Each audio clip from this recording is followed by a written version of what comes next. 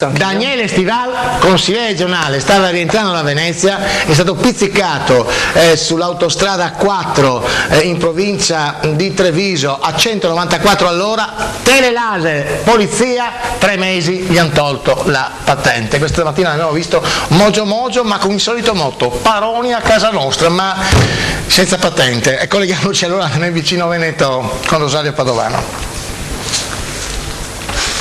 Grazie, prendiamo la linea del Veneto, abbiamo invitato dunque Daniele Stival, consigliere regionale della Lega Nord, dunque la macchina è partita e adesso ci sarà la corsa che comunque comprende, soprattutto alle provinciali, diversi candidati alla poltrona di presidente. Sì, ci sono diversi candidati, tra l'altro nei prossimi giorni so che ci sarà Galan anche a Portogruaro. Io spero che il Presidente della Regione dia un messaggio forte sul discorso dell'UDC, visto che in tutti i comuni sopra i 15.000 abitanti e in provincia di Venezia l'UDC corre contro i candidati del centrodestra e quindi della Lega e del PDL, e che ci sia quindi una svolta nei confronti dei assessori che vengono in giunta regionale. Io spero quindi che ci sia un chiaro segnale, perché c'è bisogno di chiarezza anche nei confronti degli elettori. Cioè lei pensa che in base a quello che ha deciso l'UDC a livello nazionale ci possono essere, non dico delle ripercussioni, però forse dei contraccolpi nell'azione del governo regionale veneto? Certamente non è possibile che l'UDC critichi il governo nazionale o i governi locali e poi vada a braccetto con noi in regione, non ha nessun senso, i cittadini non lo capiscono. Ma voi vi volete liberare dall'UDC sostanzialmente oppure volete continuare la collaborazione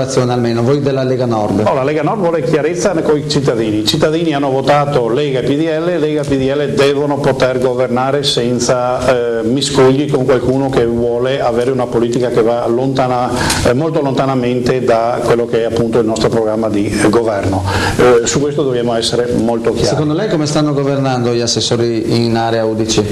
In area UDC stanno facendo tanti pateracchi secondo me.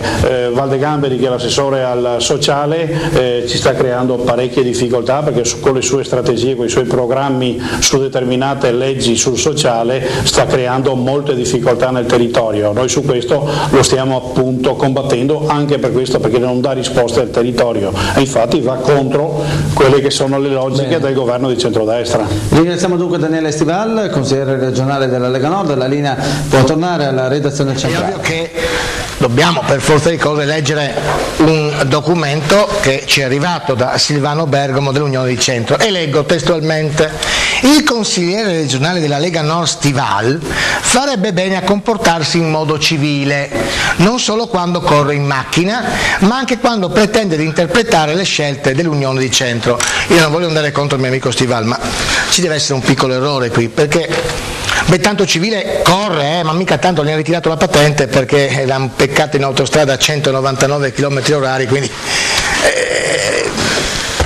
in quel momento lì diciamo non correva in modo civile l'amico Daniele Stival, quindi continua Bergamo, è evidente che cerca lo scontro, solitamente in campagna elettorale lo scontro politico, insomma.